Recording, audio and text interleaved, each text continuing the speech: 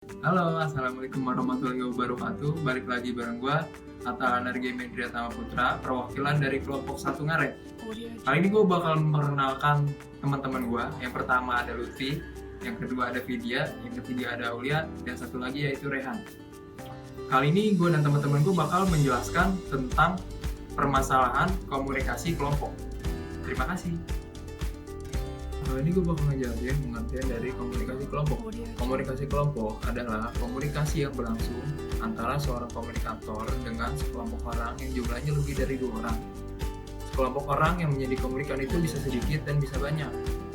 Apabila jumlahnya sedikit, itu namanya komunikasi kelompok kecil. Apabila orangnya banyak, itu komunikasi kelompok yang disebut besar. Menurut pendapat seorang ahli yaitu Michael Burton dalam Wiranto 2005 mendefinisikan komunikasi kelompok sebagai interaksi secara tatap muka antara 3 orang atau lebih dengan tujuan yang telah diketahui seperti berbagi informasi, menjaga diri, pemecahan masalah, yang mana anggota-anggotanya dapat mengingat karakteristik pribadi anggota-anggota yang lain secara tepat. Kedua definisi komunikasi kelompok di atas memiliki kesamaan, yakni adanya komunikasi tatap muka dan memiliki susunan rencana tertentu untuk mencapai tujuan kelompok. Kelompok adalah sekumpulan orang yang mempunyai tujuan bersama yang berinteraksi satu sama lain untuk mencapai tujuan bersama, mengenal satu sama lainnya, dan memandang mereka sebagai bagian dari kelompok tersebut. Didi Mulyana 2005.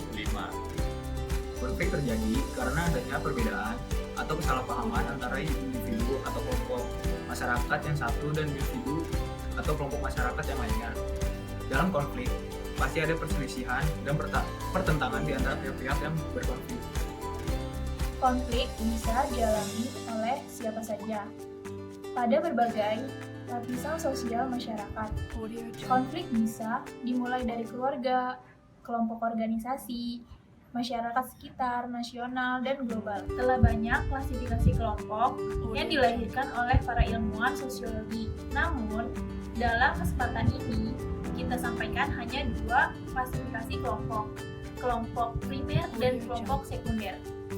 Menurut pendapat seorang ahli, yaitu Charles Hutton Calais pada tahun 1929, dalam Jalaluddin Rahmat 1949, mengatakan bahwa sekelompok premier adalah suatu kelompok yang anggota-anggotanya berhubungan akrab, personal, dan menyentuh hati dalam asosiasi dalam kerjasama. Sedangkan sekelompok sekunder adalah sekelompok yang anggota-anggotanya berhubungan tidak akrab, tidak personal, dan tidak menyentuh hati kita. Jalaluddin Rahmat membedakan kelompok ini ke dalam karakteristik komunikasinya, yaitu sebagai berikut. 1. Kualitas komunikasi pada kelompok primer bersifat dalam dan meluas. Dalam artinya menembus kepribadian seseorang yang paling tersembunyi, menyingkap unsur-unsur backstage atau perilaku yang kita tampakkan dalam suasana privat saja. Meluas artinya sedikit sekali kendala yang menentukan tentangan dan cara berkomunikasi. Pada kelompok sekunder, komunikasi bersifat dangkal dan terbatas. Kedua, komunikasi pada kelompok primer bersifat personal, sedangkan kelompok sekunder bersifat non-personal. Ketiga, komunikasi kelompok primer lebih menekankan aspek hubungan daripada aspek isi, sedangkan kelompok primer adalah sebaliknya. Yang keempat, komunikasi kelompok primer cenderung ekspresif, sedangkan kelompok sekunder instrumental. Dan yang terakhir, komunikasi kelompok primer cenderung informal, sedangkan kelompok sekunder bersifat formal.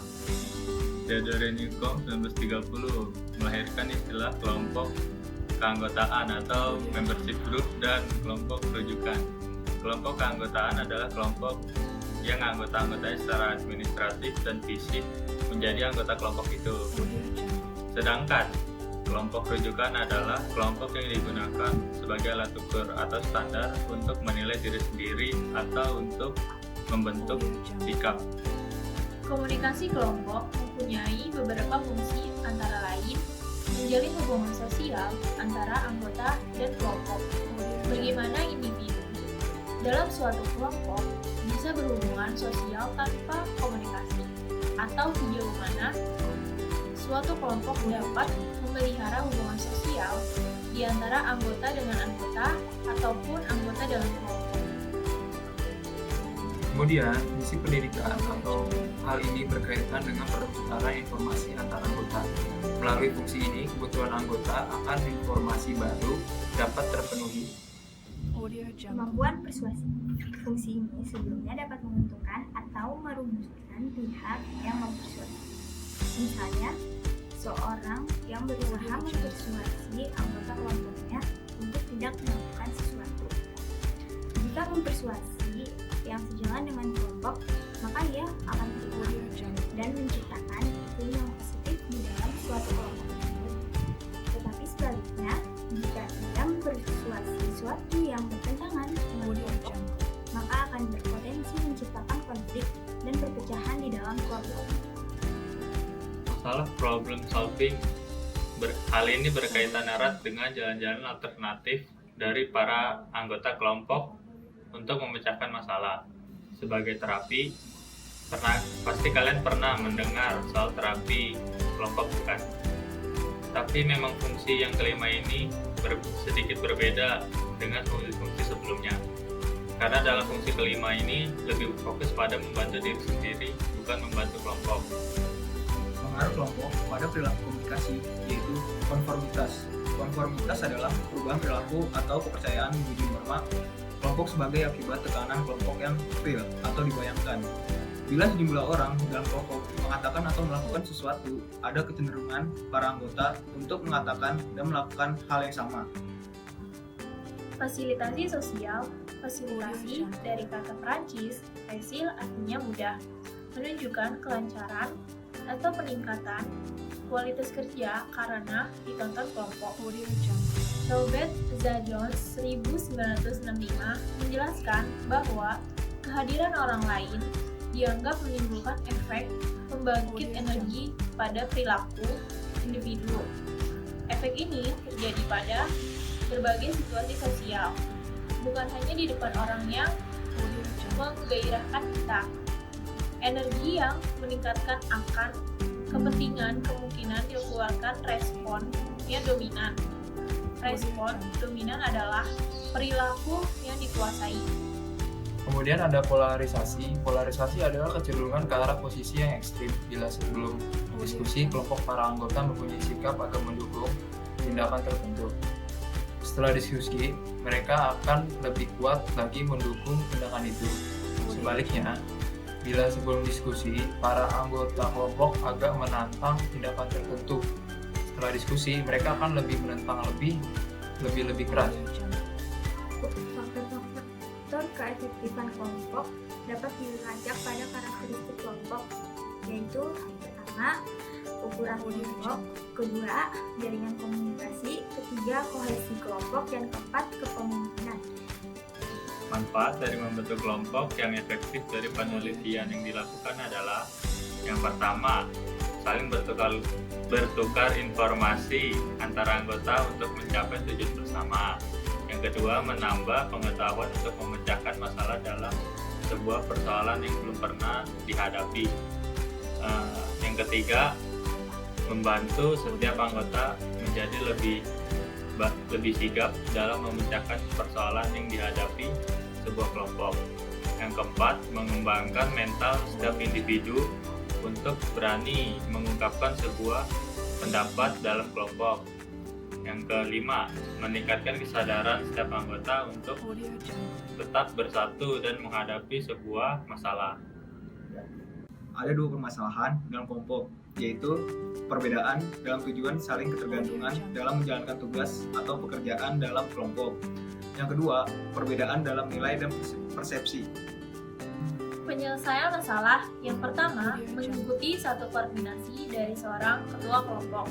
Yang kedua, menghargai pendapat anggota kelompok yang lain. Yang ketiga, tidak egois dalam memilih nanti. Yang keempat, menerima keputusan yang sudah dibuat oleh ketua kelompok. Kemudian saya akan menjelaskan tentang kelebihan komunikasi kelompok. Yang pertama, keterbukaan antar anggota kelompok untuk memberi dan menerima informasi dan pendapat anggota lain. Yang kedua, kemauan anggota kelompok untuk mendahulukan kepentingan kelompoknya dengan menekan kepentingan pribadi demi kepentingan kelompok. Yang ketiga, yaitu kemampuan secara emosional dan mengungkapkan kaidah dan telah yang disepakati oleh kelompok. Kemudian kekurangan komunikasi kelompok.